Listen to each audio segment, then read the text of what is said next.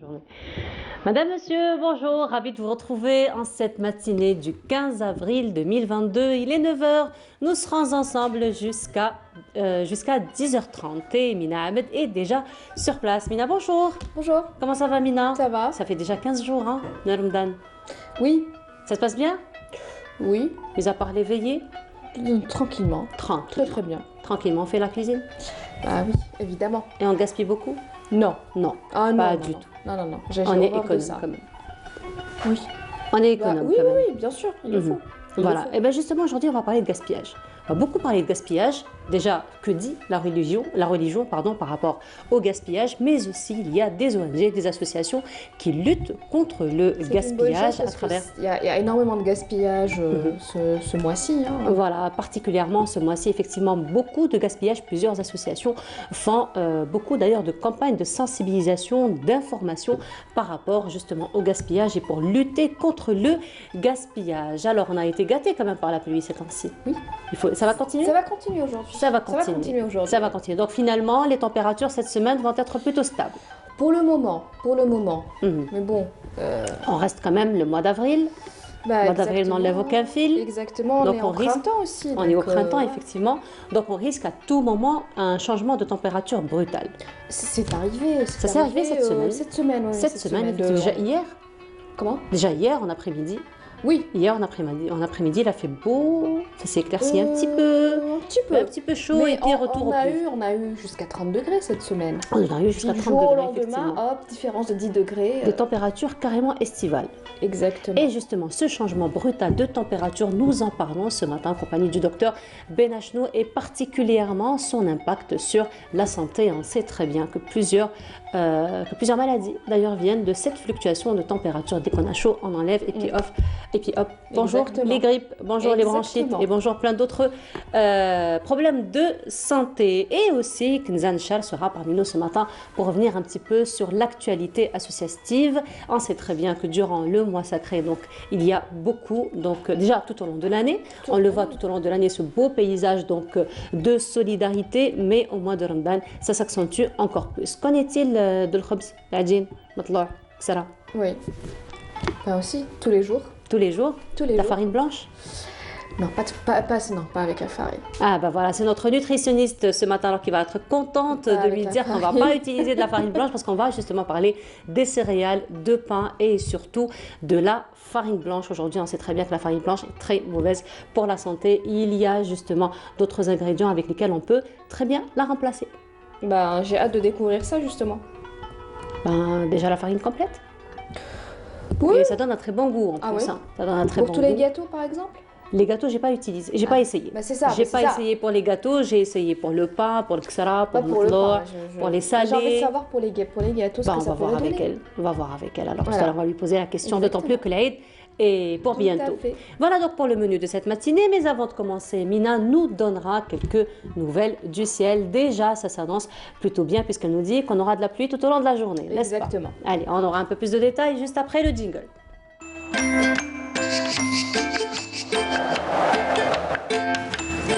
La météo vous est présentée par Mobilis. Mobilis, معاً نصنع المستقبل. Et nous aurons donc encore des pluies pour aujourd'hui, Mina, n'est-ce pas? Oui, si tu veux. Je veux. Bah voilà. Je veux. Bah voilà, t'as tout dit. Qui fait je veux pas. Je sors, ça y est. Depuis le temps. Non, il y a une chose que tu vas nous donner quand même. La température, c'est ça? Oui, pour voir si tu me donnes la température là-dedans, je peux te libérer pour aller te reposer, il n'y a pas de problème. Carrément. Si tu veux te reposer, il n'y a pas de problème. Oui. Non, c'est oui. Non, oui. Oui, bon. non, je sais pas ce que je veux. Ouais, bah écoute, c'est ça. Nous, on sait ce qu'on veut. Nous, on veut avoir plus de détails sur les nouvelles du ciel d'aujourd'hui. D'accord.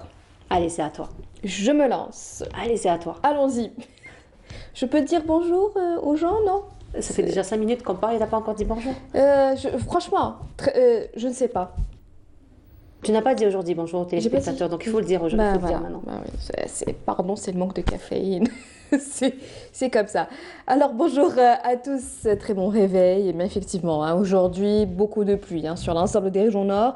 Des pluies sous forme d'averses, des averses accompagnées d'orages, notamment vers la partie centre des pluies Également à l'ouest et à l'est du pays, ça va s'améliorer en fin d'après-midi. D'abord à l'ouest du pays et puis en début de soirée sur le centre. On notera des vents jusqu'à 50 km/h vers les côtes est. Sur la partie sud, on notera des passages nuageux avec quelques pluies. Sur le Nord Sahara, les oasis, des nuages sur la Saoura. Et puis un ciel plutôt dégagé vers l'extrême sud, le Gard, le Tassili et le Sahara central. On notera de fréquents soulèvements de sable. Les températures de cet après-midi, Nord, on aura 16 degrés du côté d'Alger. Ah, il fait bon. Ça va. 16 degrés. Pas trop il fait bon. froid. Non, non. Non, pas C'est une trop froid. température très agréable, je trouve. Non, c'est pas Et mal. puis justifié avec la pluie. Exactement, Mhm. avec la pluie, l'humidité, la Donc, brume. tant qu'il y a la pluie, ça me va. Tant qu'il y a de la pluie, ça Tant te... qu'il y a, même si on descend jusqu'à 10 degrés, 9, 8, il n'y a pas de souci. Non, pas en journée. 9-10 degrés, non, c'est trop froid, non. Il fait trop froid, oui, mais c'est-à-dire tant qu'il y a de la pluie, pour moi, Non, non. tant qu'il y a de la pluie, c'est justifié. Mais 16 degrés, je trouve que c'est 16 une très degrés, bonne c'est température. excellent. C'est Excellent, en avec la plus, pluie. plutôt température plutôt saisonnière aussi. Oui. Non, pas trop froid, pas trop chaud, c'est juste parfait. Voilà. Alors, je le disais, 16 degrés du côté d'Alger, 18 à Annaba, 17 degrés à Tizi Ouzou, ainsi qu'à Oran, entre un minimum de 10 degrés à Al-Bayat et Naama, 11 degrés du côté de Betna, 13 à Tébessa, 19 Gardaya, 20 degrés à Hassim Saoud, 32 degrés à Elizi, 36 à Janet, 27 degrés à Tan el-Assad et enfin la maximale atteindra les 41 degrés du côté de l'extrême sud. On passe tout de suite à l'état de la mer pour cet après-midi. On notera une mer agitée sur l'ensemble des régions côtières avec des vents entre 30 et 40 km/h à l'ouest et au centre, et entre 40 jusqu'à 50 km/h vers les côtes est. On passe tout de suite au continent africain pour cette journée. On notera un ciel dégagé à Khartoum, un peu nuageux au Caire, carrément couvert avec des pluies également du côté de Tripoli, Tunis. Un ciel voilé à N'Djamena et Niamey. Côté Mercure, on notera 26 degrés au Caire, 23 degrés à Tripoli, 42 à N'Djamena et Khartoum et enfin 41 degrés à Niamey. Encore une fois, excellente matinée et à tout à l'heure midi.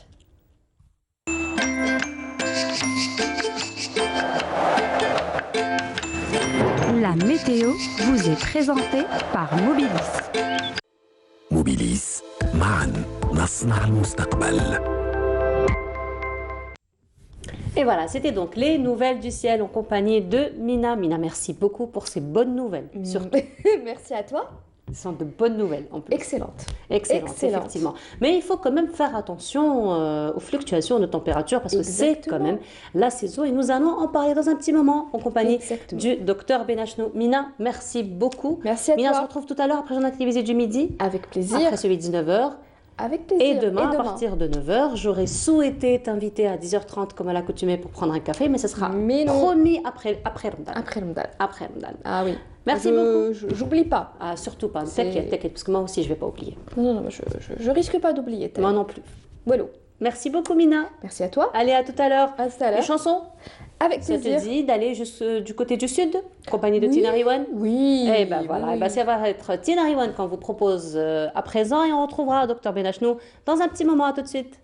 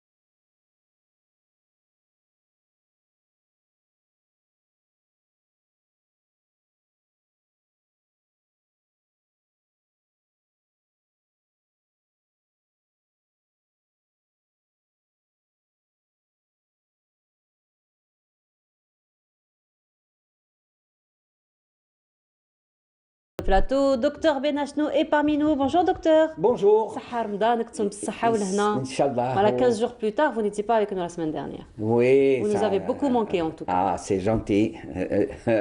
Je perds mes paroles. En tout cas, c'est la vérité. Ah, merci. En tout cas, c'est la vérité. Ça va, vous allez bien?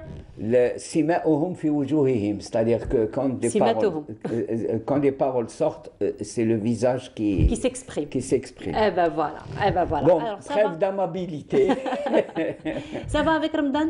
Ça se va, passe bien? non. Ramadan, c'est 2-3 jours. Peut-être qu'un jour, on ferait. On a un corps smart. Bordé, smart On body. a fait juste la veille de Ramadan, vous vous rappelez? Nous en avons parlé. Il s'adapte, il est à notre écoute. C'est nous, comment on se comporte, notre corps, il suit. Donc il faudrait qu'on fasse une chronique. Vous savez que le premier jour du mois de Ramadan est le même que le premier jour Ta'al-Eid. D'accord. Au point de vue santé, au point de vue changement de régime alimentaire. Changement de régime. Il faut y aller mollo. Il faut aller en première, deuxième. C'est vrai que dans les deux cas, c'est un changement radical extrême, d'un extrême vers un autre. Il faut aider ce corps-là. Voilà. Il nous aide, il nous aime, mais il ne faut pas l'agresser. C'est vraiment des agressions. C'est des agressions. C'est des agressions. C'est des agressions. Et quand il se venge quand même de manière parfois irréversible. Bien sûr. Et justement, parlons donc de cette vengeance du corps parfois irréversible. On va parler aujourd'hui de changement de température brutal. Et c'est ce que nous vivons généralement quand il y a un changement de saison, particulièrement en automne et au printemps. Au printemps. Là, ça va être... Le climat est complètement déréglé. Quand on parle d'environnement, quand on parle d'écologie, quand on parle de réchauffement climatique, attention, c'est pas des trucs de rêverie avec cheveux longs et guitare. Ouais. Non, ça, maintenant, c'est compris dans notre vie de tous les jours. Il y a le corps, notre corps, qui fonctionne. C'est pas l'extérieur. On a un extérieur, on a un intérieur. C'est toute une, j'ose pas dire une machine, toute une merveille qui fonctionne. Oui. Et parmi ces merveilles, il y a le fait, tenez-vous bien, le fait de respirer. Ça paraît bateau, respirer en absent. Mais cet air, l'air qu'on ne voit pas et qu'on respire, il a une température et il a une hygrométrie. Une hygrométrie, c'est-à-dire un taux d'humidité. Et il faut qu'il soit équilibré. En hiver, normalement, on a dans nos maisons, dans nos bureaux, c'est très très chauffé. Donc cette humidité diminue. Ce qui fait qu'il va entraîner des irritations. Une sécheresse, des irritations. C'est pour ça qu'on dit qu'il faut mettre à la limite une casserole d'eau pour que l'air reste humide. Et ça aussi, c'est dans les voitures. De l'autre côté, en été, on met les climatiseurs à fond, tout ça, et ça s'agresse. Pourquoi ? Quand on respire, l'air que l'on respire, j'ai dit qu'il avait certaines caractéristiques. Alors, et surtout, il y a une température de l'air. Mina aurait dû nous dire chaque jour la température. La température, elle est fonction de l'extérieur. Elle descend, elle monte, elle grimpe, c'est tous ces éléments. Et puis, nous avons une température à l'ombre, nous avons une température sous soleil. Voilà, tous ces éléments. Alors là, entre le réchauffement climatique, les perturbations de l'environnement, c'est là où ça ne devient plus des trucs de rêveurs, c'est des trucs réels. Vous pouvez avoir des changements, des variations de température brutales. C'est là où c'est brutal. C'est ce que nous avons eu d'ailleurs cette semaine, docteur. La veille, nous étions à 16 degrés, le lendemain c'était 32 degrés. Avec un vent chaud. Avec un vent chaud. Donc c'était vraiment en même pas 24 heures. Voilà. Notre corps, alors les gens, c'est là où il faut, les gens ont des caprices. Ont des caprices. Et tout de suite, ils se dénudent.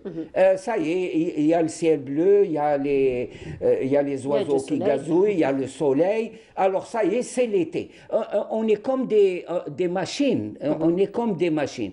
Or, le corps humain n'est pas une machine. C'est une merveille. C'est une horlogerie merveilleuse. Dans le sens où, si vous pas déshabillé, mais vous portez des trucs légers. Si vous y allez, il fait chaud, parce que c'est automatique. Il fait chaud, il y a le sirocco, il y a un vent chaud. Quand on est dans la voiture, on met en marche. J'ai même entendu un climatiseur, je passais devant un truc, on met en marche un climatiseur. Si vous voulez, c'est ce comportement et le corps humain est rapidement agressé de ce côté-là. Et surtout, ça c'est une donnée de base, tout être humain, homme, femme, fonctionne selon une température du corps de 37 degrés. Et on a des mécanismes qui contrôlent ça. Et à partir du moment où vous respirez de l'air, vous refroidissez votre corps, et en respirant de l'air, vous allez irriter et aggraver en fonction de... Donc, on dit d'ailleurs avril le mois des fous. Oui. C'est le mois des fous. La température est folle, mais elle sait ce qu'elle fait, nous, quand on va. Donc, il ne faut pas tomber dans ce piège.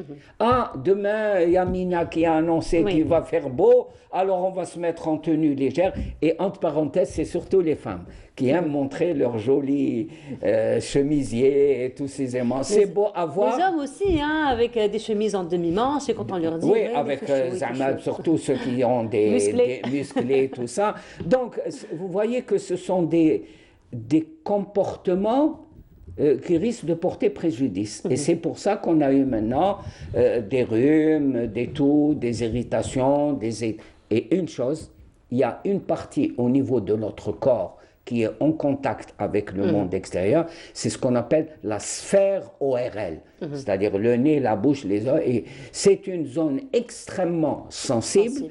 Et parce qu'elle est en contact avec le milieu extérieur, et c'est pour ça qu'on a des laryngites, des pharyngites, d'ailleurs il y a eu beaucoup de pharyngites, bonjour, des trucs comme ça, et notre bouche aussi est un lieu qui est en contact avec l'extérieur rempli de microbes. Donc cette sphère ORL est extrêmement délicate et il ne faut pas trop l'agresser. Il fait froid, on rentre tout de suite, on met les climatiseurs. La pire des choses, c'est la climatisation, qu'elle soit d'un côté ou dans l'autre. Et là, il y a toute une proposition, il faut revoir nos constructions, il faut revoir tous ces éléments-là. Voilà, alors justement, le changement brutal de température, il est naturel. La nature fait ce qu'elle veut. Exactement, il est naturel, mais finalement, ce sont les comportements qu'il faut, encore une fois, éduquer par rapport déjà à la vie, par rapport donc à comment se comporter quand il y a ce genre de fluctuation de température. Maintenant, justement, quand on a ce mauvais comportement, donc très vite, on était avec des doudounes, très vite on va se retrouver donc, du jour au lendemain avec des petites chemises. Pour des raisons de mode, de caprice. Moi, je dis de caprice. Mais même, il y a des gens aussi, docteur, il faut dire, qui ne supportent vraiment pas la chaleur. Donc, très vite, ils sentent la lourdeur de la chaleur. Mais justement, quel serait l'impact, hormis donc, ce que nous connaissons, la grippe, le rhume. Donc, est-ce qu'il y a d'autres impacts qui pourraient quand même être encore plus dangereux sur la santé? Oui, par exemple. On a notre circuit sanguin. Oui. Notre circuit sanguin. Et il y a le cœur, et il y a tout un réseau que sont les vaisseaux. Ces vaisseaux sont vivants. Je ne sais pas si la caméra peut montrer ça. Les vaisseaux sont vivants. Ils se resserrent et en fonction de la chaleur, ils vont se relâcher. En fonction du froid, ils vont se... Quand il y a par exemple un froid brutal, vous vous soumettez à... Il fait chaud. Toutes nos veines sont apparentes.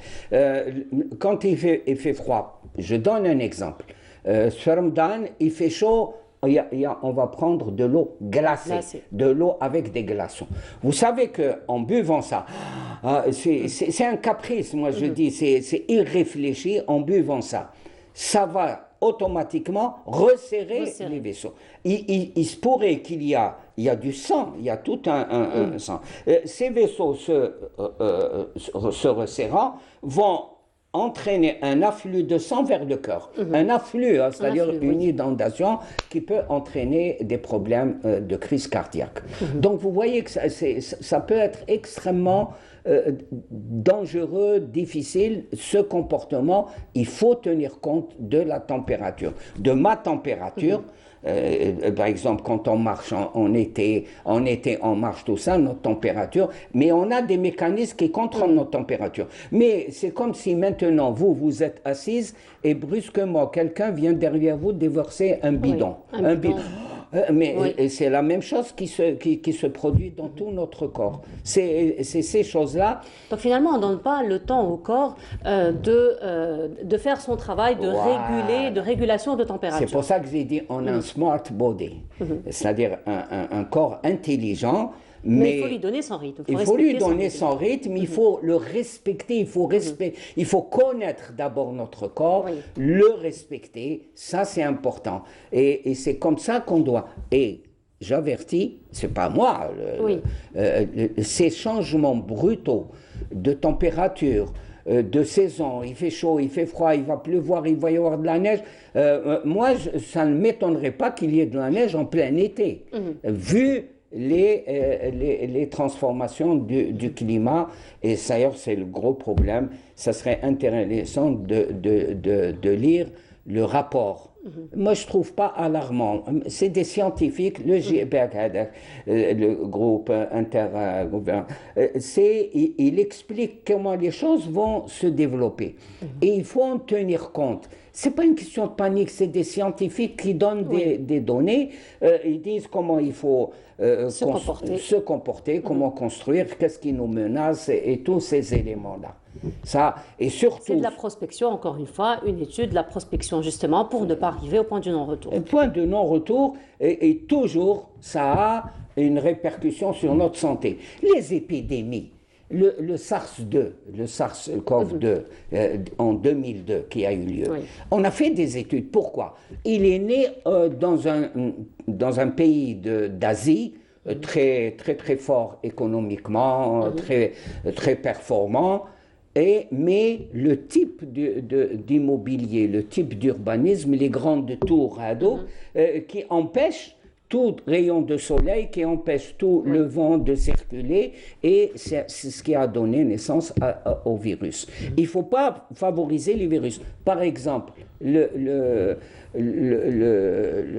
moustique du paludisme, qui transmet le paludisme. Il vit selon des normes climatiques. Il vivait qu'en Afrique, et vu le réchauffement climatique, il y a eu une remontée du biotope de ce. Et on a retrouvé des moustiques responsables du paludisme en Italie, parce que eux, ils fonctionnent à travers l'échauffement climatique, le climat. Mais c'est logique. Je vais là où il y a un climat où je peux me développer, où je peux vivre. Et nous, l'être humain maintenant, il est dans cet état-là. Ça, c'est important. Voilà, donc encore une fois, l'important est de favoriser l'éducation sanitaire. L'éducation sanitaire. Voilà, encore très une bien. fois. Non, Bon élève, ça va devenir très bon élève. Non, non, vous avez compris la nécessité. Il ne faut plus penser maladie, il faut penser comment je risque d'attraper cette maladie. Voilà l'équation, comment elle se déroule. Ah ben voilà. Merci à vous, docteur, encore une fois, d'être revenu sur ce sujet d'actualité, parce que nous vivons justement ce changement de température. C'est notre quotidien. C'est notre quotidien, effectivement. Notre quotidien. Voilà. C'est l'adage, plutôt c'est, j'allais dire l'adage, c'est le mois d'avril n'enlève aucun fil, le mois de mai, fais ce que tu veux, le mois de mai, tu voudras. Voilà. Fais ce que tu voudras. Non, mais vous voyez que ces préoccupations, les changements de température, et comment on doit se comporter face, c'est nos anciens qui le disent. En Algérie, c'est ce qu'il faut. Shahar al-Lahbal. Shahar al-Lahbal. Et puis Shahar al-Lahbal, il faut aussi profiter pour faire de la bonne marche, comme vous avez fait ce matin. Vous êtes venu à pied, vous êtes venu en marchant de Belmondraïs. Jusqu'ici. Jusqu'ici, c'est important. Jusqu'ici, avec Saha. Et moi, avec ma voiture, j'ai stationné juste à côté, j'arrive même pas à faire les 100 mètres. J'ai rien dit, c'est vous qui le constatez. Je devrais faire une autre éducation sanitaire dans ce sens. La marche. Merci beaucoup, docteur. De rien, à bientôt. On se retrouve vendredi prochain. Inch'Allah. Très bien, pour une autre thématique. Merci Inch'Allah. beaucoup. Et on continue. Et cette fois-ci, nous allons découvrir quelques métiers, docteur, qui sont un peu pénibles à pratiquer le mois de Ramadan. Bon courage. Eh ben voilà, bon courage donc à tous les travailleurs. Donc je vous laisse voir ce reportage et on se retrouve juste après. Allier jeunes et métiers pénibles, c'est le cas pour nombre de personnes qui exercent des tâches ardues durant ce mois sacré.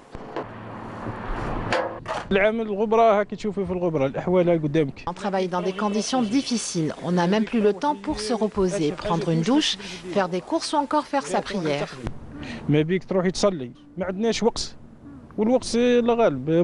C'est un métier vraiment pénible, surtout durant le mois de Ramadan. J'appelle les citoyens à ne pas polluer l'environnement et à maintenir les lieux propres.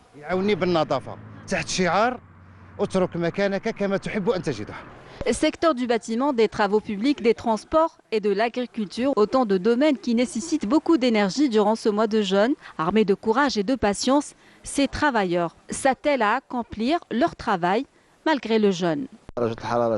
J'exerce un travail épuisant, mais grâce à Dieu, nous arrivons à accomplir le jeûne et mener convenablement nos tâches. Je suis constamment sur la route. Je suis habituée à ce travail et le jeûne ne me dérange nullement. J'accomplis mon travail par sens du devoir et par piété durant ce mois sacré. Comme vous le voyez, nous sommes tout aussi actifs qu'en dehors de la période du jeûne. Toutefois, les citoyens doivent nous aider en faisant preuve de civisme. Exercer un métier éprouvant n'est donc pas incompatible avec le mois de Ramadan. Bien au contraire, le travail fait partie intégrante de notre religion. Et voilà, donc de retour sur le plateau, c'était donc les métiers les plus pénibles qu'on peut pratiquer durant le mois de Ramadan. Encore une fois, bon courage à tous les travailleurs. Et cette fois-ci, nous allons nous intéresser à un phénomène malheureusement présent tout au long de l'année, encore doublement le mois de Ramadan. Il s'agit du gaspillage. Plusieurs associations justement luttent contre le gaspillage à travers plusieurs campagnes de sensibilisation. Nous en parlons ce matin en compagnie du chargé de communication de l'association Himaytek, M. Sofiane Louassa. Bonjour, bienvenue à vous. Bonjour et bonjour à tous les téléspectateurs. Et Ramadan Moubarak. Ramadan Moubarak.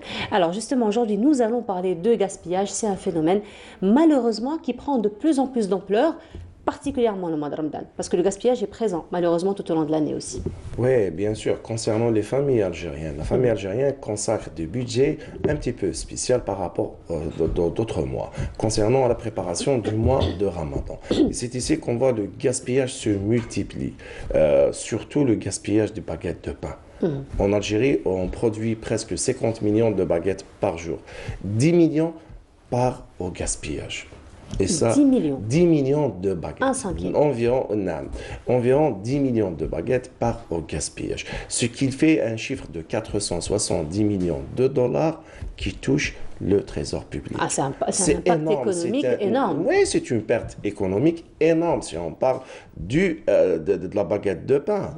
Il y a d'autres pertes aussi. Si on va parler du lait, on a 3% du lait, de la production du lait par perte, parce qu'on utilise des sacs en plastique, on n'utilise pas des boîtes cartonnées ou de la Tetra Pak pour conserver le lait. On a plusieurs genres de pertes aussi, du gaspillage. On gaspille de l'énergie, on gaspille notre source d'eau, qu'on devrait préserver nos sources d'eau pour les générations à venir. D'autant plus que le ciel se fait de plus en plus radin, on va dire, en ce moment avec les changements climatiques. Nous sommes en train d'en parler en compagnie du Dr Benachnou. Oui, c'est ça, parce que ça touche non seulement le trésor public, ça touche l'environnement, ça touche aussi les citoyens, parce que qui me cette devise, tout cet argent devrait être passé par d'autres choses pour des biens publics, qu'on devrait en profiter, mais malheureusement, pour cela, il y a, comment dirais-je, on essaye le maximum de réduire ce taux de gaspillage. Alors justement, réduire le taux de gaspillage, ça reste quand même, quand vous dites 50 millions sur les... Un cinquième, j'ai envie de dire, de baguettes de pain sont gaspillées, donc sur les 50 millions, 10 millions sont gaspillés. Donc finalement, lutter contre le gaspillage aujourd'hui est un grand challenge. Bien sûr, c'est pour cela qu'on prépare à des campagnes de sensibilisation pour les consommateurs algériens. À travers nos bureaux, on a presque 45 bureaux à travers les wilayats, on essaye de s'approcher aux consommateurs, parce que concernant, on parle aussi le gaspillage des fruits et des légumes. Oui. Lorsqu'on a une base des prix concernant les fruits et les légumes, on a une autre part de gaspillage. Par exemple, ils ont essayé la vente par portion. Au lieu de d'acheter 2 kilos, 3 kilos. On prend juste ce qu'il faut pour ne pas gaspiller. Parce que par exemple, en Angleterre, on a trouvé qu'on gaspille par an presque 80 milliards de dollars. Et c'est un chiffre qui est vraiment énorme. C'est 10 fois plus le budget d'un simple pays. C'est ça. Alors, on devrait passer par nos habitudes, nos coutumes anciennes. Il n'y a pas d'ici 20 ans ou 30 ans en arrière, nos familles de grands-parents n'ont pas gaspillé ce taux assez élevé de nos jours. Justement, d'où vient finalement ce comportement comme ça de gaspillage? Du gaspillage, il y a plusieurs jours, parce qu'on ne va pas parler des prix, parce que là, avec la hausse des prix, tout le monde ne devrait pas prendre la même quantité qu'en avant, mais c'est une habitude qui est parce que nos parents, nos arrière-parents n'ont pas eu cette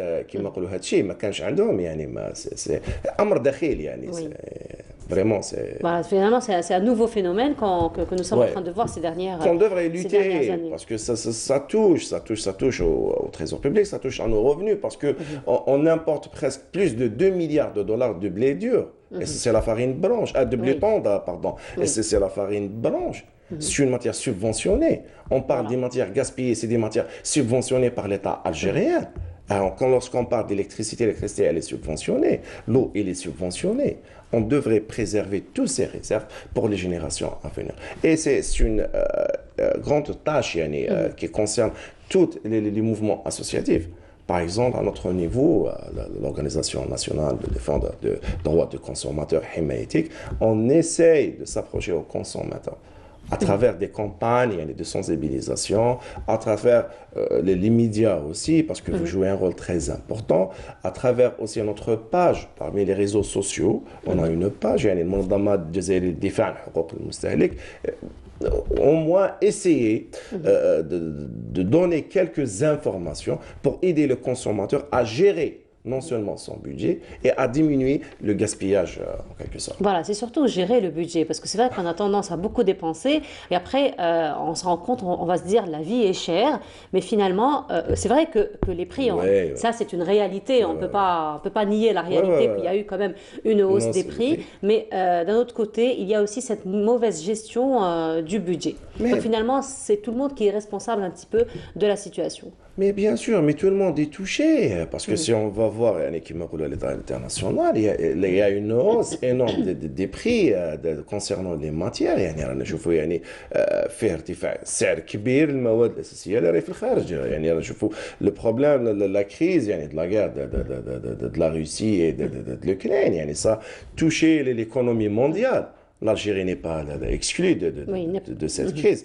Pour cela, c'est l'impact de ces crises concernant la hausse des prix qui m'appellent les matières, mais en parallèle, une bonne gestion. Parce que si quelqu'un va prendre, on peut prendre les nécessités, نقدموا الأولويات على الأمور اللي تكون الرفاهية Par exemple, on fait une liste, on prépare déjà une liste à la maison de tout ce qu'on va acheter comme matière. Après, on passe parce que de cette manière, on ne peut pas gérer surtout beaucoup plus. On consacre un budget un petit peu spécial pour le mois de Ramadan. Il y a des gens, je ne sais pas moi, qui dépensent plus de 150 000, 200 000 dinars. Après, on se retrouve avec l'Aïd al-Fitr et les habits des enfants. Après, on a les vacances. Les gâteaux, voilà, après l'entrée scolaire et l'Aïd al-Adha.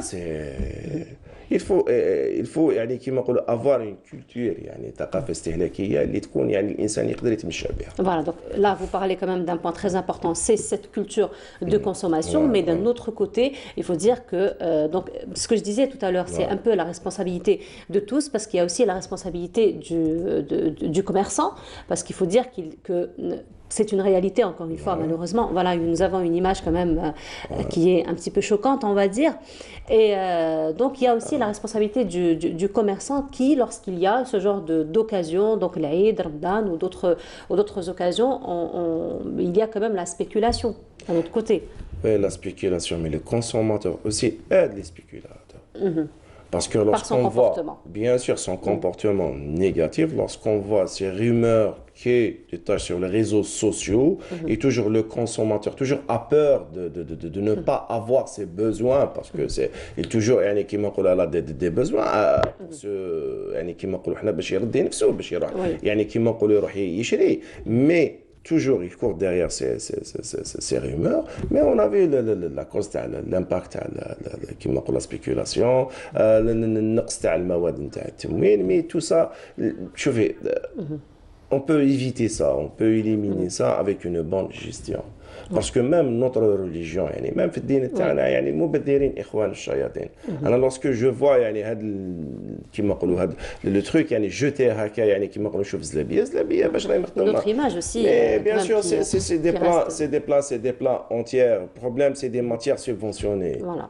السكر les subventionné, les sucres les subventionnés, l'huile elle est subventionnée, la farine blanche elle est subventionnée. C'est des pertes, parce qu'il y a des familles algériennes qui ont besoin d'aide aussi. Effectivement. Et qui ont besoin d'aide. Pour cela qu'on demande à chaque fois, on demande que la subvention passe d'une manière directe au consommateur. Pour les familles qui ont vraiment besoin, qui ont une nécessité de ces subventions. Oui. Parce qu'on ne peut pas parler, par exemple, la préparation des gâteaux, la préparation d'autres plats, on ne peut pas voir le sachet de lait au niveau des hôtels, au niveau des cafétérias. C'est des matières qui devraient être consommées par des familles qui ont un budget un petit peu diminué, c'est ça.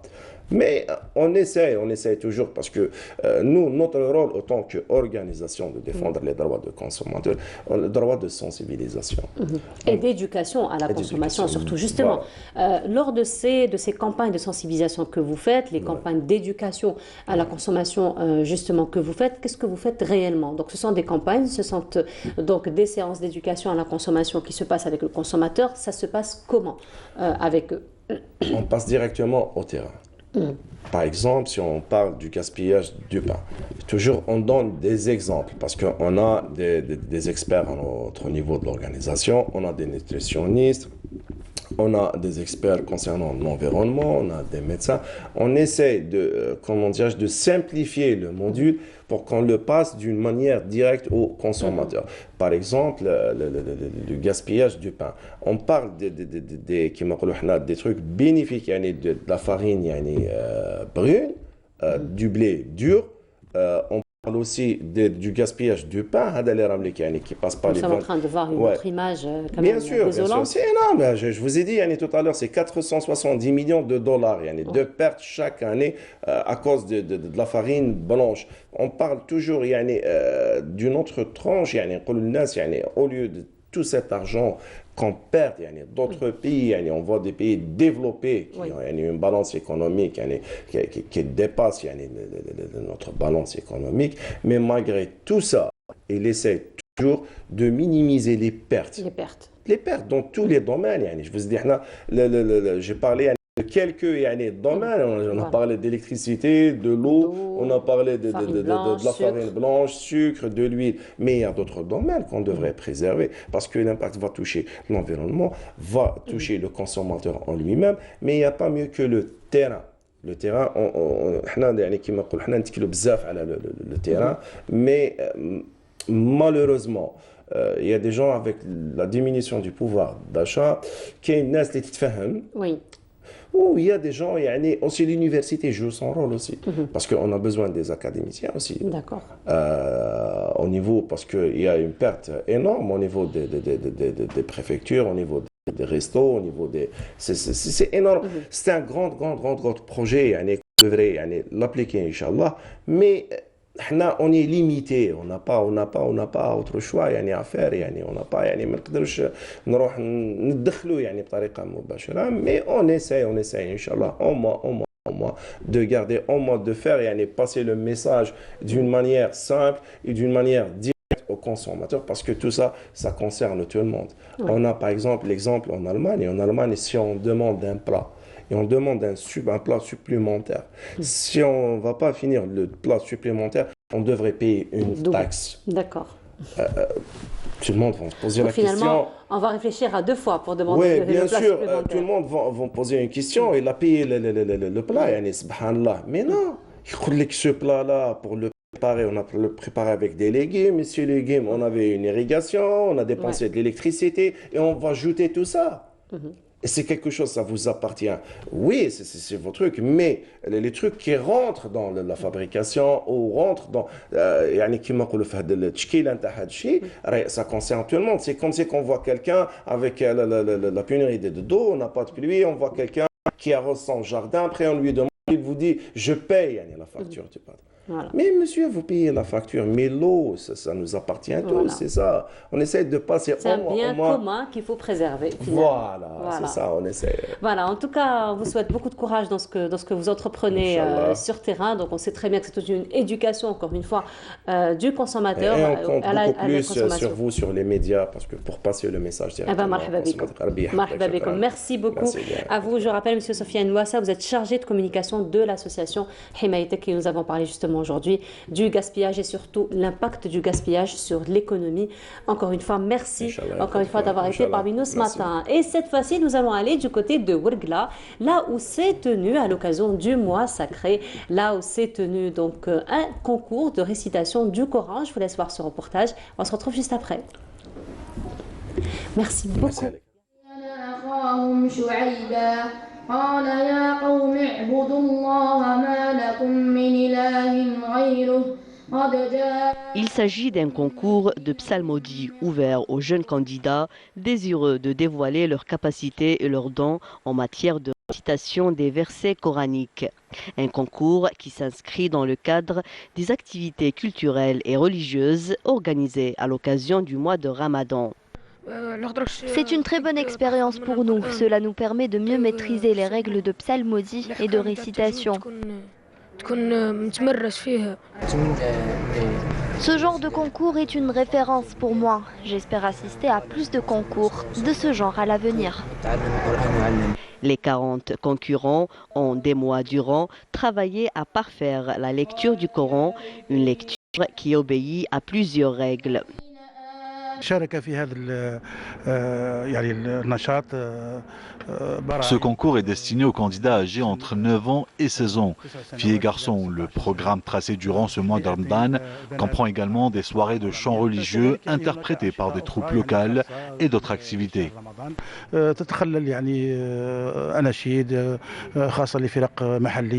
Une exposition de calligraphie arabe est également organisée en marge du concours. Et de retour sur le plateau, c'était donc un concours de récitation du Coran, c'était du côté de Ouergla. Et nous continuons de parler de ce phénomène malheureusement qui prend de plus en plus d'ampleur, le gaspillage. Nous étions en train d'en parler il y a quelques instants en compagnie du chargé de communication de l'association Himaytek. Nous avons vu un petit peu l'impact économique du gaspillage. À présent, nous allons parler du gaspillage vu par notre religion et ce sera donc en compagnie de M. Abdelhamid Hachadi. Bonjour, bienvenue à vous.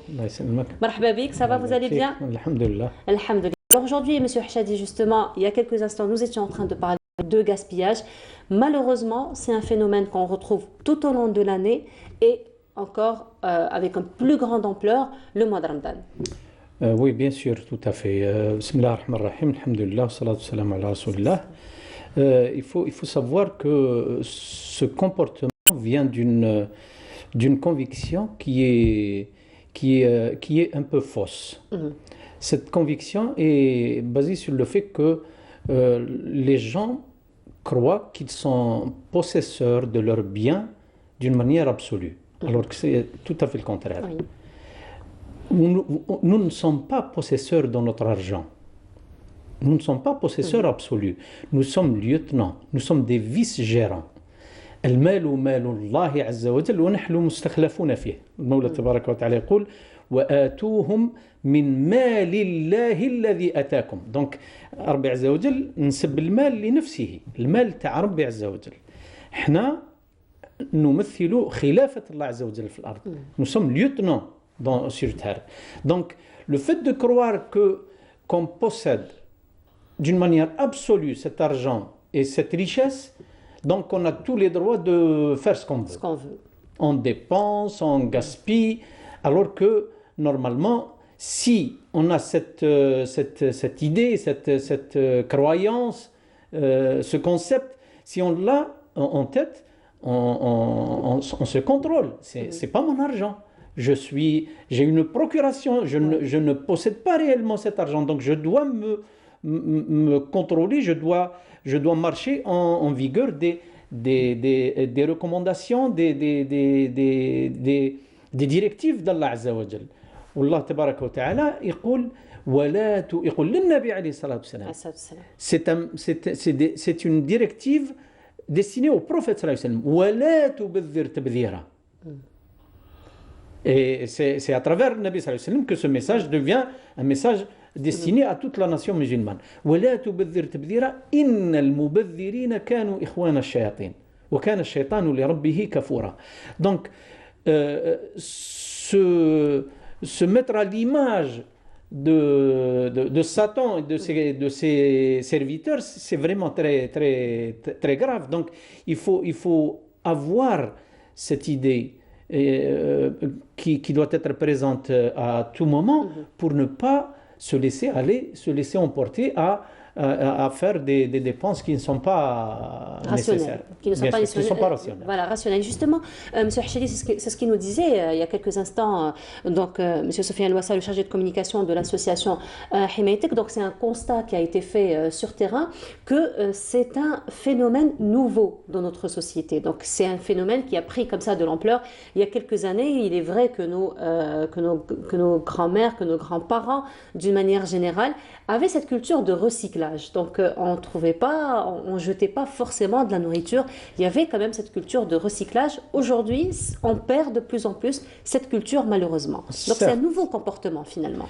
Bon, je vais pas dire que c'est un nouveau comportement, mais je dirais que c'est un comportement proportionnel par rapport au niveau spirituel, par rapport au niveau culturel, par rapport au niveau de la foi de la société. Oui. C'est-à-dire quand la société est plus proche à la société idéale du prophète sallallahu alayhi wa sallam, quand on est pratiquement plus proche des directives du prophète sallallahu alayhi wa sallam, on est à l'image idéale. Mais quand on est loin, quand on a un niveau spirituel bas, on est loin des principes de l'islam, c'est à ce moment-là qu'on peut trouver ces comportements qui sont, je dirais, liés à l'ignorance, ils sont liés parfois même à certaines circonstances, bien sûr. Oui. Si on parle du gaspillage pendant le colonialisme, il n'y avait pas de gaspillage, parce que les gens étaient dans le besoin, parce que les gens trouvaient une grande difficulté pour subvenir à leurs besoins, donc il n'y avait pas de gaspillage. À un moment donné, quand on est aisé, quand on est un peu à l'aise, donc on se permet, et là il faut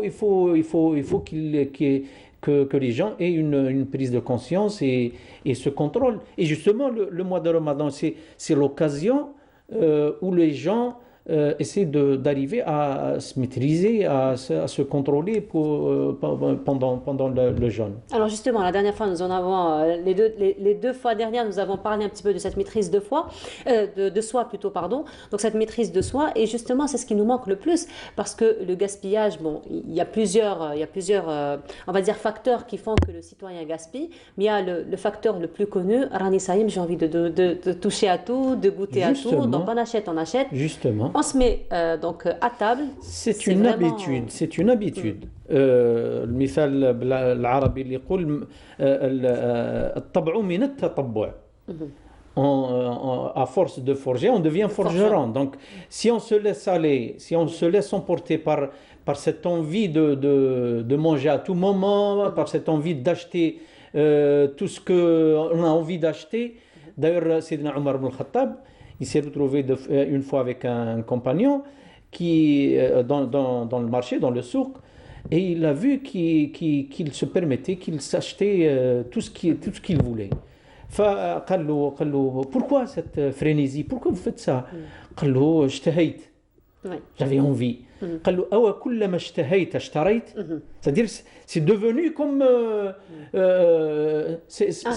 réflexe. Voilà. Donc Donc il faut se maîtriser, il faut prendre conscience de cette situation pour ne pas aller au-delà de la raison, de l'économie qui est vue et qui est observée par Shara Allah Azza wa Jal. D'ailleurs, le Mawla Tabaraka wa Ta'ala, parmi les directives, l'ensemble des directives coraniques et du prophète sallallahu alayhi wa sallam font que la société doit préserver ses richesses. Le muhafaza ala al-mal. Les directives générales, la visée générale de la charia vise à la protection de la richesse. Et là, je parlerai d'une manière générale que le gaspillage n'est pas dans les produits alimentaires seulement. Le gaspillage, il est partout. Il est dans différents secteurs, différentes formes. Le gaspillage de temps, les gens qui gaspillent leur temps, qui trichent au travail et qui se permettent de quitter le travail avant l'heure et qui viennent après l'heure. Il y a un gaspillage vraiment flagrant quant à l'utilisation des médias, des moyens de communication. Il y a un gaspillage fou. Les gens se livrent à rester devant la télévision, bien devant leur portable, les réseaux sociaux, des heures et des heures, et c'est pas normal. D'ailleurs, justement, on prend conscience un petit peu du résultat, mais on ne prend pas conscience des causes. Parce qu'aujourd'hui, M. Hachadi, on le dit, le mal ma bqash fih al-baraka, le waqt ma bqash fih al-baraka. Donc on prend conscience j'ai envie de dire, du résultat finalement de notre comportement, mais pas notre comportement lui-même. Justement, la baraka, c'est حنا اللي نجيبوها, حنا اللي ننزلوها. La baraka existe partout. Mais il faut savoir se mettre dans la situation qui procure cette baraka. Pour arriver à comment dirais-je, être pour يعني باش الإنسان يكون في les moments de grâce qu'Allah Azza wa Jal nous a accordé. Pour être au bon moment, il faut être au bon moment, il faut être là où il faut, faire ce qu'il faut quand il le faut. Et c'est ça la baraka. Si vous ne faites pas ce qui vous a été recommandé, et vous ne le faites pas dans le moment opportun, dans le moment voulu, si vous ne vous exposez pas pendant ces moments de grâce à cette miséricorde, à cette baraka, vous ne l'aurez pas. Donc c'est à nous de chercher cette baraka, c'est à nous de chercher ces valeurs, et non pas attendre que la baraka tombe comme la pluie. Voilà, donc encore une fois, en corrigeant nos comportements. Bien sûr, il faut corriger nos comportements. Ah ben voilà.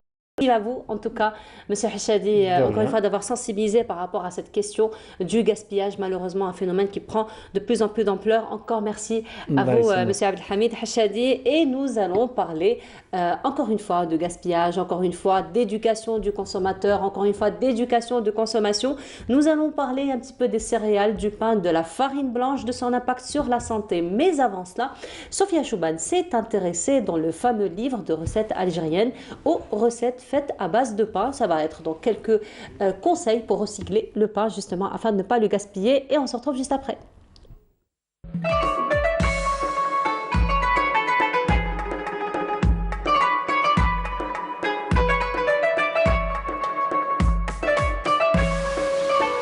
Depuis les temps les plus reculés, le pain traditionnel a été le ferment de l'alimentation des Algériens. De nos jours, la galette d'orge et khobz el-dar sont les plus convoités. Durant toute l'année, la richesse céréalière est abondante, ce qui incite les ménagères à concocter à leur manière des produits maison avec une touche propre à leur goût. Ces derniers temps, on assiste au retour d'une ancienne habitude alimentaire, celle de goûter à des brioches sucrées après le ftour. Quant au khubz sultani, la mouna, sa composition calorifique en protéines végétales, est excellente pour la santé. Les crêpes épaisses, appelées communément brir, sont un délice après un repas copieux. Mais dans certaines régions du pays, on les accompagne de miel. Les carrés de pâte feuilletée frits, msemmen, sont très prisés quand ils sont saupoudrés de sucre glace ou tartinés de miel. Les crêpes très minces, rfis, se dégustent tantôt avec une boisson chaude, tantôt en plat sucré, tout comme sponge ou galette feuilletée. Le prochain rendez-vous culinaire sera dédié aux conserves salées et sucrées. Bon appétit! Et voilà, de retour sur le plateau, c'était donc quelques recettes de pain, plutôt de recettes à base de pain ou des recettes de pain que Sophia Chouban nous a présentées à partir du fameux livre, donc des recettes algériennes. Parlons de pain, parlons de céréales, parlons de farine blanche, mais on ne va pas vous donner de bonnes nouvelles du tout par rapport aux farines blanches. Et ça va être en compagnie du docteur donc Yasmine Belguedeh. Bonjour docteur. Bonjour. Comment ça va? Ça va, alhamdoulilah. Et vous, ça va? Ça va très très bien, très très bien. Avec Ramadan, ça se passe très très bien. Voilà. En tout cas, j'ai fait beaucoup d'efforts concernant les boissons gazeuses et la farine blanche ne rentre pas à la maison. C'est parfait. Voilà, c'est parfait. Donc aujourd'hui, vous pouvez dire ce que vous voulez sur la farine blanche, il n'y a aucun souci. Très bien. Donc aujourd'hui, justement, nous allons parler un petit peu de céréales, nous allons parler de pain, nous allons parler surtout de cet ingrédient principal avec lequel on fait le pain, qui est la farine blanche, fortement déconseillée. Oui, oui. Alors, dites ce que vous voulez. Je me lâche. Je ne suis pas concernée aujourd'hui. Super. Alors, comme on le voit bien, pendant Ramadan, nos tables sont garnies de pain. Oui. Il y a toutes sortes de pains, le pain aux olives, le pain au fromage, des pains en forme d'étoile, en forme de torsade. Voilà. Et puis, tout ce que dioul aussi à base de farine, donc le bourek. Il y a même des maisons qui font pas tous les jours le bourek pour éviter justement trop de friture. Donc, on passe aussi aux salés qui sont faits, encore une fois, à base de farine blanche. Exactement, exactement. Alors, la farine blanche, on le sait tous, c'est une farine raffinée, voilà, transformée, à un index glycémique très élevé. Voilà. Donc, le problème, c'est qu'elle contient beaucoup de sucre, du gluten. Voilà. Donc, le problème, c'est pour une personne diabétique ou une personne en surpoids, elle va faire augmenter la glycémie sanguine. Elle va faire augmenter l'insuline. L'insuline, on a dit que c'était une hormone de stockage. Oui. Voilà. Donc, une personne obèse, elle va prendre encore du poids. Une personne diabétique, sa glycémie, elle sera toujours mal équilibrée. Donc, on le déconseille fortement. C'est une contre-indication à ne pas prendre, carrément. Surtout, docteur, il faut dire que c'est très ancré dans la culture, j'ai envie de dire, du citoyen, du consommateur algérien, qu'on ne peut pas manger quelque chose sans pain. Oui. Le seul plat avec lequel on n'accompagne pas le pain, c'est le couscous. C'est vrai. Finalement. Et encore, si on prend de la sauce toute seule, on va encore une fois de ramso. Exactement. Voilà, donc c'est vrai que nous sommes une population qui consomme beaucoup de pain. Donc, non seulement il y a la qualité, qui n'est pas très conseillée, mais aussi la quantité aussi, qui ne fait pas de cadeau. C'est vrai, c'est vrai. Par exemple, quand je disais que le pain, il donne des maladies, c'est lui qui provoque des maladies chroniques. Il provoque, comme je disais, quand il y a beaucoup de gluten, c'est ça. Donc, c'est la porte à la porosité intestinale. C'est quoi? Les intestins, c'est des intestins passoires. Ils vont laisser, à force, au fil des temps, quand ils sont beaucoup, en quantité, en qualité, nos intestins vont devenir perméables. Donc, ils vont laisser passer les déchets toxiques dans le sang. Et c'est ça qui va engendrer les maladies auto-immunes, telles que le diabète, la thyroïde, la maladie cœliaque et toute autre maladie auto-immune. Voilà. Donc, ce qu'on conseille, nous, par exemple, c'est de le remplacer, par exemple, par de la farine complète et encore. Alors, la farine complète, Mais Quand bon, on va dire des deux mots, choisir oui, le moindre. Voilà, c'est déjà ça. C'est déjà ça. Par exemple, la farine complète, c'est vrai que la farine complète, elle possède encore l'enveloppe du grain et le germe du grain. Mais qu'est-ce qui nous prouve que c'est pas riche en pesticides? C'est ça. Donc, ça peut être... qu'est-ce qui prouve que c'est bio? C'est ça. Voilà. Et par rapport à l'index glycémique, ça ne change pas vraiment par rapport à la farine blanche. C'est pratiquement, ils ont le même index glycémique. Hein. Donc, ils stimulent fortement l'insuline, ils stimulent fortement la glycémie. Par contre, si on veut avoir un pain de bonne qualité, qu'est-ce qu'il faudrait faire? Prendre de la farine complète et faire un levain naturel. Le levain naturel, le faire à la maison ou voir si des boulangers le font. Je pense qu'ils le font actuellement. Enfin, en ce moment, ils le font. Et c'est là que le levain naturel, qu'est-ce qu'il fait? Les bactéries, elles vont s'alimenter de ce gluten. Et elles vont s'alimenter de ce sucre, de l'amidon. Donc, qu'est-ce qu'elle va faire? Elle va réduire l'index glycémique du pain. Et qu'est-ce qu'elle va faire aussi? Elle va diminuer le gluten. Voilà. Donc, un pain complet au levain naturel, on peut le conseiller, bon, toujours on reste dans les... Voilà. Dans des quantités quand même assez raisonnables. Assez raisonnables, voilà, chercher le mot. Pour un diabétique, pour une personne en surpoids ou même une personne en bonne santé.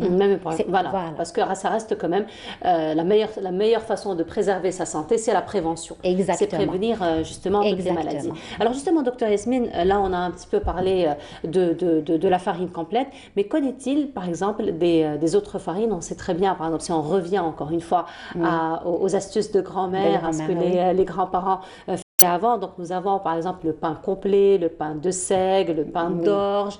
Donc qu'en est-il un petit peu de ces variétés de céréales? Alors par exemple pour le pain de seigle, le seigle il est plus riche en fibres par rapport à la farine normale ou à la farine complète. Donc il est plus riche en fibres insolubles. Voilà, donc elle améliore le transit intestinal. Par contre, l'index glycémique, il reste le même. Voilà, donc toujours pour une personne diabétique et une personne en surpoids, il faut consommer vraiment avec modération, voire ne pas prendre du tout de pain.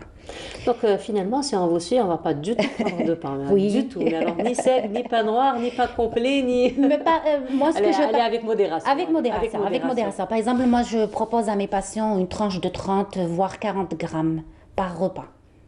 Pas plus. Si on ne prend pas de féculents, de céréales en parallèle. Par exemple, si je prends des pâtes, je ne prends pas de pain. Si je prends du pain, je ne prends pas de pâtes. D'accord. Voilà. D'accord. Bon, là c'est logique. Parce que là, vous dites 30 grammes de pain. J'étais en train de penser, par exemple, à un plat de shtit hajjaj, par exemple. Écoutez... Voilà. Alors, pour un plat de shtit hajjaj, moi, ce que je fais, je me ramasse avec la laitue.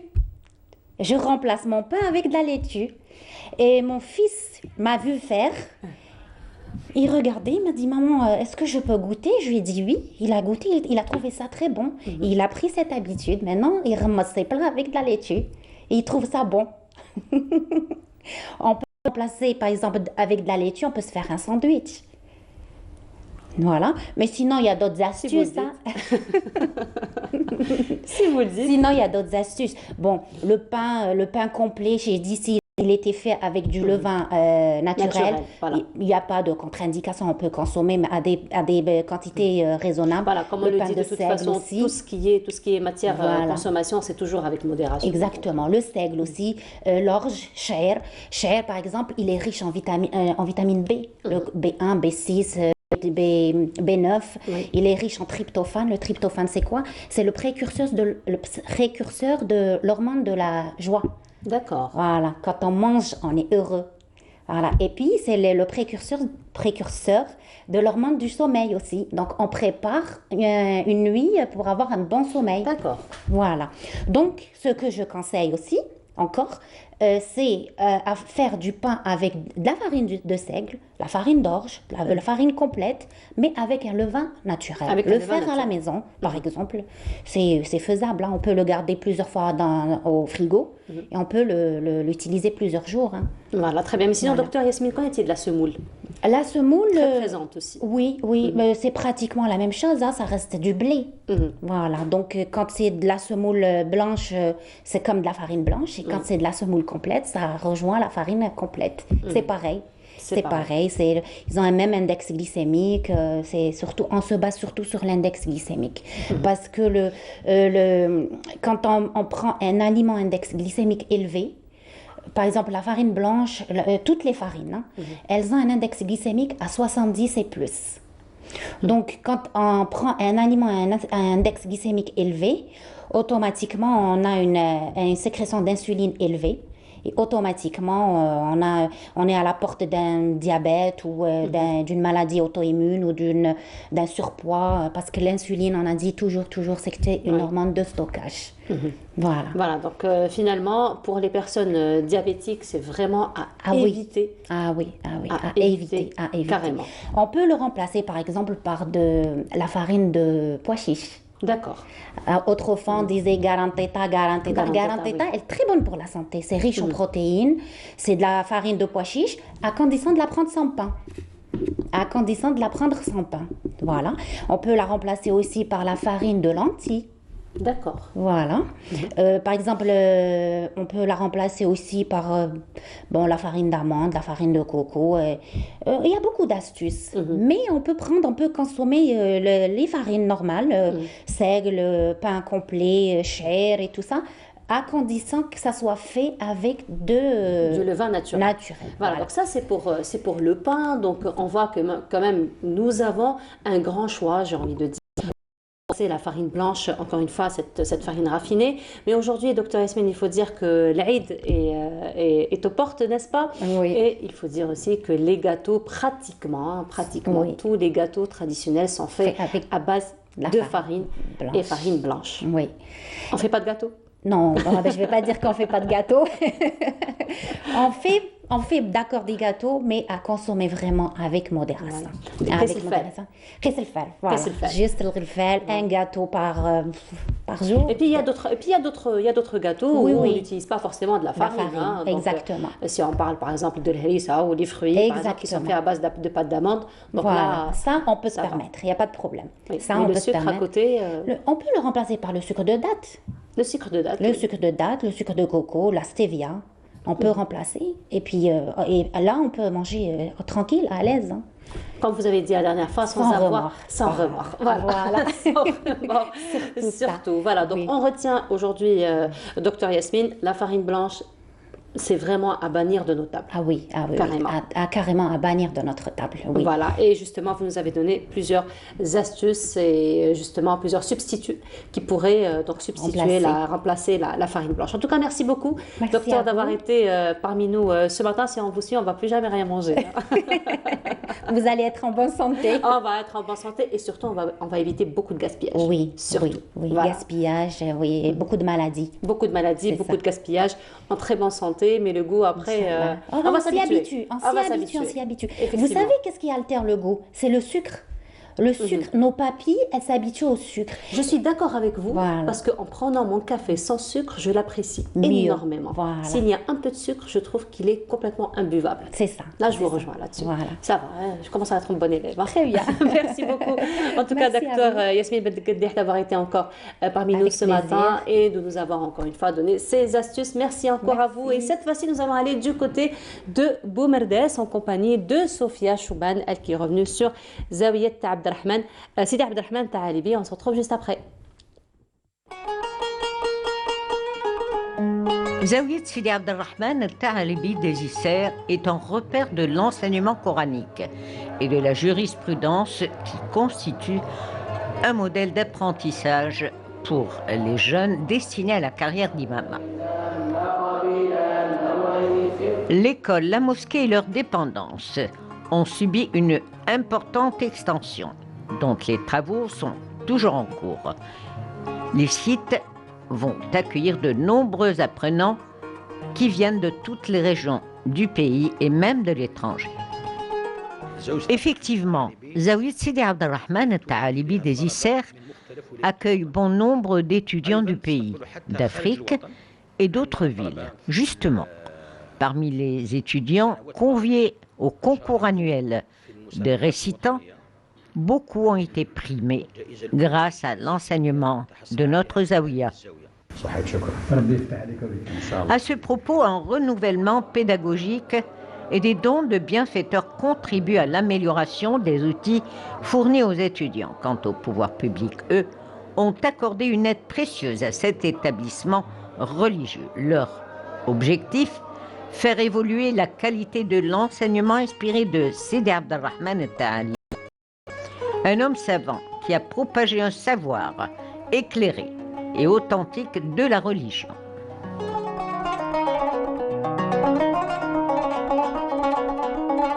Sidi Abdelrahman al-Ta'alibi Sidi Abdelrahman al-Ta'alibi était natif des Isères. À partir de 15 ans, il part pour rester 7 longues années à Béjaïa, puis prend le cap vers la Tunisie, à Jama'a Zaytoun.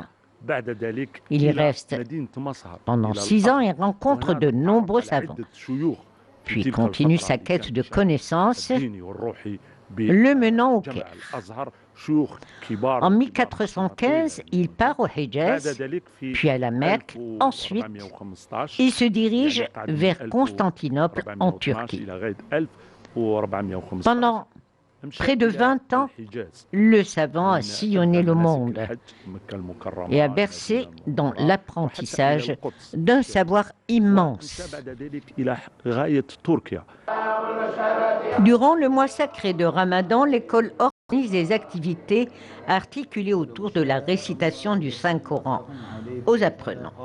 Leur âge varie de 8 à 25 ans et ce, depuis la création de la Zawiya. Au planning de ce projet, une bibliothèque et enseignement de langue étrangère.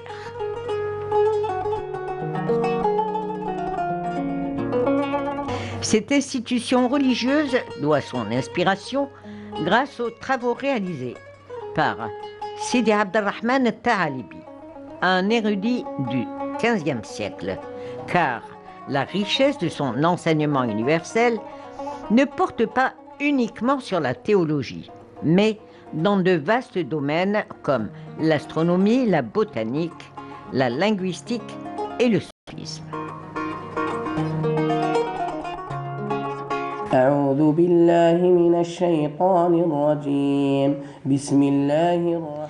L'école du saint patron d'Alger est un phare qui illumine la connaissance d'un islam modéré, prônant les valeurs authentiques de l'amour, de la solidarité, du partage et de la paix pour toute la communauté. Donnant face à la mer, dans la basse Casbah, le mausolée de Sidi Abdelrahman al-Ta'alibi est un témoin de l'élection du saint homme et reste un lieu de fréquentation et de recueillement pour les croyants.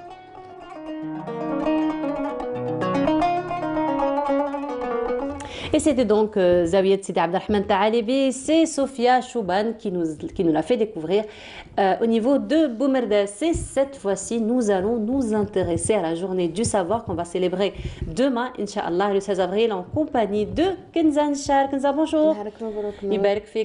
Comment ça va? Très bien. Avec Ramadan? Ça va, très bien. On se repose?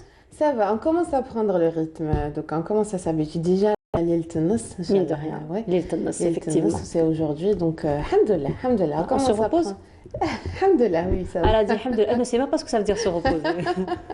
Tu sais, ça existe dans le dictionnaire. Ba'd Ramadan, Inch'Allah. Ba'd Ramadan, Inch'Allah, bon. Enfin, voilà, en tout cas, on te souhaite beaucoup de belles choses dans tout ce que tu entreprends. Parce que c'est vrai merci à tous les bénévoles et les associations qui sont actives actuellement, qui font un très très beau travail. Voilà, effectivement. Et demain, Kenza, donc ça va être la journée du savoir, donc le 16 avril. Ouais. Plusieurs activités seront organisées, n'est-ce pas? Justement, mais activités, mais j'aimerais aujourd'hui partager avec vous et aussi un peu qu'on réfléchisse ensemble, quel est le rôle aujourd'hui, donc association, société civile de manière générale, le rôle dans la promotion du savoir. Il faut savoir que cette journée du 16 avril, elle est venue en commémoration du départ de Ibn Badis, le Ibn Badis, qui était lui fondateur de l'association des savants musulmans algériens, qui était une association. Donc à l'époque, cette association-là, elle était là pour un petit peu rayonner le savoir. C'est une association qui était là pour l'égalité, pour la fraternité, pour un petit peu tisser les liens de solidarité dans la société, mais c'était aussi une association qui faisait des classes pour les enfants. Et puis ce qui était très intéressant pour l'association, et à ce jour qui a éduqué des générations et des générations, qu'elle avait comme devise, et comme le disait Ibn Badis, elle faisait des cours, en tout cas toute la maîtrise et toute la pédagogie était selon les maîtrises, c'est selon les méthodes de l'époque. Pourquoi? Parce que justement Ibn Badis disait, c'était pour assimiler tout le modernisme et toute la culture de notre époque au moyen de la langue arabe. Donc on utilisait justement l'arabe, et d'ailleurs shi'ar, le slogan de l'association des musulmans algériens, c'était que c'était Al-Islam dinuna al-arabiyya lughatuna wal-Jazair watanuna. Et donc voilà, c'était une association qui œuvrait un petit peu dans tous les domaines. Certes, c'était religion, et les cours par exemple qui donnaient dans cette association, c'était des cours sur la religion, la culture, mais aussi l'aide aux démunis, la langue arabe et aussi les maths. Donc voilà, on voyait, c'était une association qui œuvrait dans tous les domaines. Donc là, nous revient, et qui a éduqué beaucoup de générations. Donc aujourd'hui, 2022, quel est notre rôle, nous, en tant qu'association? Elle existe, mais aujourd'hui, il y a encore beaucoup d'autres associations. Revenons aux bases, Nour. Allez, revenons aux bases. Je te suis. Revenons aux bases. Que signifie la science, hein? Si on parle des associations scientifiques, que signifie la science pour moi? Oui. Lumière. Oui, mais d'un point de vue technique un petit peu. D'un point de vue technique. Alors si c'est d'un point de vue technique, je te dirais la science serait probablement un ensemble d'expériences, de connaissances qu'on va mettre en œuvre afin de faciliter, afin de rendre plus intelligent, j'ai envie de dire, le quotidien. On voit bien que c'est la scientifique qui parle là, c'est très bien. Bonne réponse. Très bonne réponse. Mais justement, si on va vers la définition littéraire de la science, c'est tout simplement, c'est exactement ça. Donc c'est les connaissances approfondies d'un domaine quelconque, je précise, quelconque, acquise par la réflexion ou l'expérience. Donc là, la première des choses, si on voudrait un petit peu promouvoir ce rôle des associations dans la promotion du savoir au sein d'une cité, c'est les choses qu'on fait très souvent, en tant qu'association ou tout acteur, c'est de rétrécir et de limiter le domaine des associations scientifiques qu'à la robotique, à la technologie, à l'informatique, or que pas du tout. En fait, c'est un phénomène de mode. Ça devient un phénomène de mode. C'est un phénomène de mode, or que pas du tout. On voit bien que par définition, l'association scientifique, la science, elle touche tous les domaines. Et c'est normal. Si on parle d'association, c'est-à-dire il faut qu'on élargisse notre vision. Souvent, on parle des associations à caractère scientifique, on les limite à leur domaine, à un domaine juste à la technologie, à la robotique. Pas du tout. La culture est un savoir, l'artisanat est un savoir, le sport est un savoir. C'est toute une science. Mais là, faudrait-il évidemment qu'on ait assez d'outils pour un petit peu reprendre toute cette donnée-là que l'association a pour qu'elle puisse être exploitable pour les scientifiques. Je citerai des exemples pour que le téléspectateur puisse se projeter avec nous. Exemple, si on parle d'une association environnementale, très simple, des actions très très simples. Partir dans une plage et faire le nettoyage de cette plage. Ça, c'est très simple, tout le monde sait faire ça. Mais comment est-ce que justement cette association puisse avoir cette touche scientifique et cet apport à la science dans le domaine de l'écologie, par exemple? C'est tout simplement de faire une géolocalisation des déchets. C'est très simple. Personnellement, on l'a fait dans la Fondation Nestlé, c'était carrément, tout en marchant, en récupérant justement les déchets, on pointait avec un GPS, avec notre portable, on pointait justement les déchets. Ça, c'est une donnée qui est extrêmement importante pour les scientifiques qui vont vers ce domaine-là. Et c'est ça d'où l'intérêt justement des associations.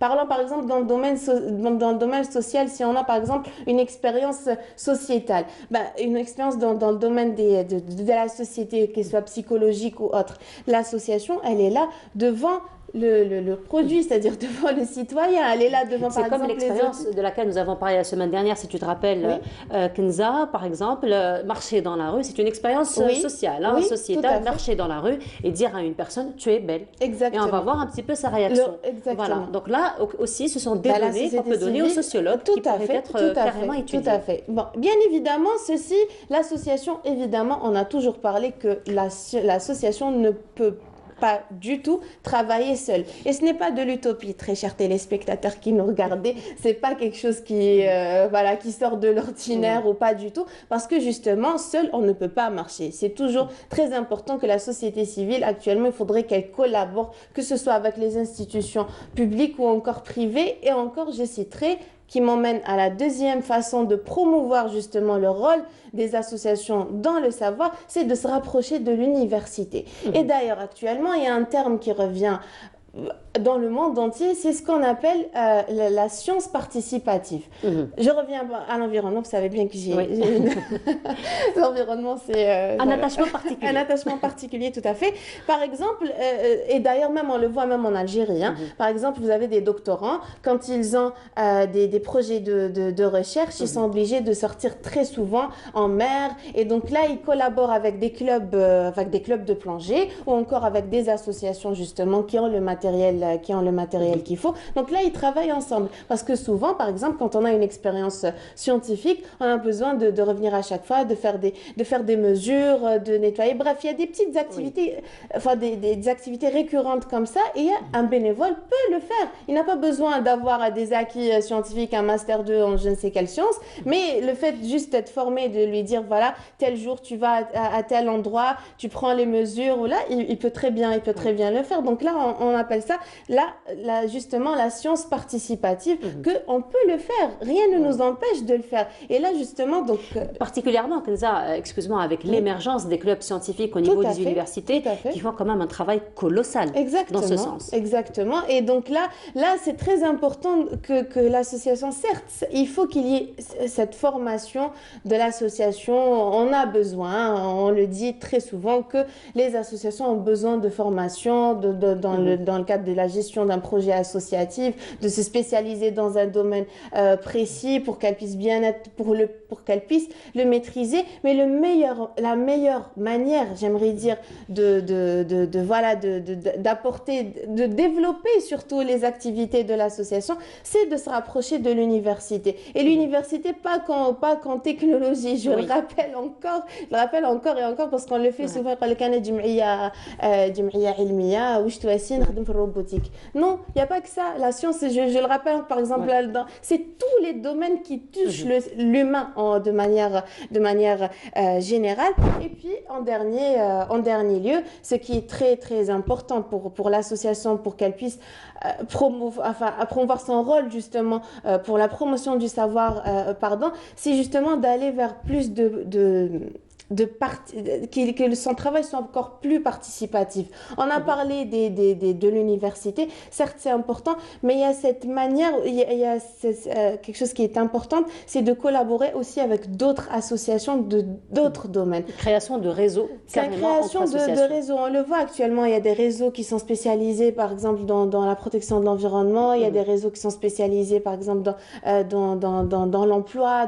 Donc c'est très important qu'il y ait cette fédération justement pour un domaine donné, pour que réellement l'association, la société civile puisse être créatrice de richesse. On le dit souvent, la société civile, elle est force de proposition. Pourquoi? Parce qu'elle voit la problématique automatiquement. Si on voit la problématique, c'est humain, on est censé de penser à la solution de cette problématique-là. Donc on propose, on peut être justement, on peut être une force de proposition, mais aussi on peut être aussi créateur de richesse justement à travers cette dynamique-là. Il faut dire aussi que cette culture participative, cette culture associative est très répandue en Algérie. La femme est très présente, on a un bel exemple aujourd'hui, et depuis quand même quelques années, tel que le cas d'ailleurs pour les sœurs Boufidji à qui on rend hommage aujourd'hui, qui ont eu d'ailleurs un grand impact dans l'éducation l'éducation donc des enfants et plusieurs générations. Donc Kenza, encore une fois, là tu avais parlé un petit peu de ce travail de la science participative, comme tu l'as si bien appelé, avec les universités, mais aujourd'hui avec la facilitation donc des agréments pour les associations, pour les comités de quartier, là aussi c'est intéressant, encore une fois, de faire un réel travail de proximité donc au niveau des quartiers et particulièrement avec les enfants aujourd'hui. Tout à fait.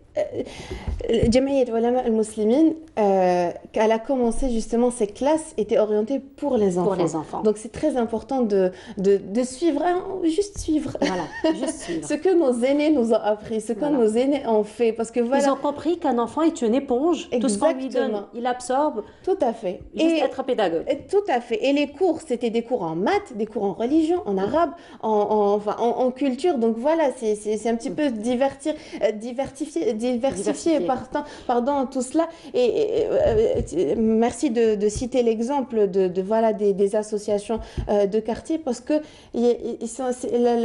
la caractéristique d'une association de quartier, c'est d'être vraiment, elle a ce caractère de proximité avec le citoyen. Donc par exemple, et là j'encourage tous les doctorants qui, surtout par exemple s'ils sont en sociologie ou autre, de justement vers ces associations-là et un petit peu mener leurs travaux de recherche avec eux.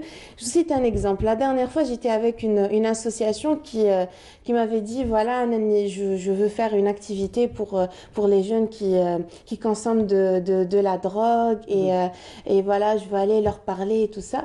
Si tu vas seule, il m'a dit oui, enfin, entre nous, les membres de l'association, on va leur parler, voilà. Oui, c'est très louable, merci. Mais pourquoi Nia était présente. Nia est présente. Donc pourquoi ne pas apporter cette touche scientifique? Je suis sûre et certaine que dans les sujets de doctorat, dans les universités qui se consacrent à la sociologie, il y a énormément de sujets qui traitent justement la consommation de la drogue. Donc pourquoi ne pas prendre juste 5 jeunes et faire une expérience scientifique avec eux et voilà, et améliorer tout leur impact, que ce soit l'impact du doctorant qui va lui-même apporter quelque chose de réel et de concret, qui peut surtout aller à l'international. Et ça c'est très très important. Le fait, c'est ce qui peut aussi promouvoir les associations, leur rôle en tout cas, c'est de s'ouvrir à l'international et surtout de lever le drapeau algérien à l'international. Vous savez, personnellement, quand je pars comme ça dans des forums internationaux, je vous promets qu'on voit parfois des best practices, des jeunes qui sont là-bas. Je dis, mais nous, on le fait chez nous. Et on fait beaucoup plus. Donc, c'est très, très important, justement, de s'ouvrir et d'être fier de ce que peut apporter l'association. Pour clôturer... Rapidement, on nous annonce déjà le générique. Oui, rapidement, c'est d'abord, vu qu'on est dans la journée du savoir, j'aimerais dire merci. Merci à tous mes professeurs. Merci à tout mon entourage qui a pu m'apprendre tout ce que j'ai pu apprendre aujourd'hui et un coucou très spécial à une certaine personne qui s'appelle Sidi qui elle m'a appris, m'a rendu compte que le fait d'œuvrer pour autrui, le fait de s'ouvrir à autrui, le fait de s'intéresser à l'autre, ne serait-ce qu'une tante, l'appeler au téléphone et lui demander son quotidien, on peut apprendre justement. C'est le fait de s'ouvrir à l'autre, ne pas se concentrer sur soi, ça c'est très très important et c'est ça la culture du partage. Encore une fois, Kenza, merci beaucoup encore une fois pour cette morale. On se retrouve vendredi prochain, Inch'Allah, on te dit ça. Et excellente semaine. Nous arrivons à la fin de notre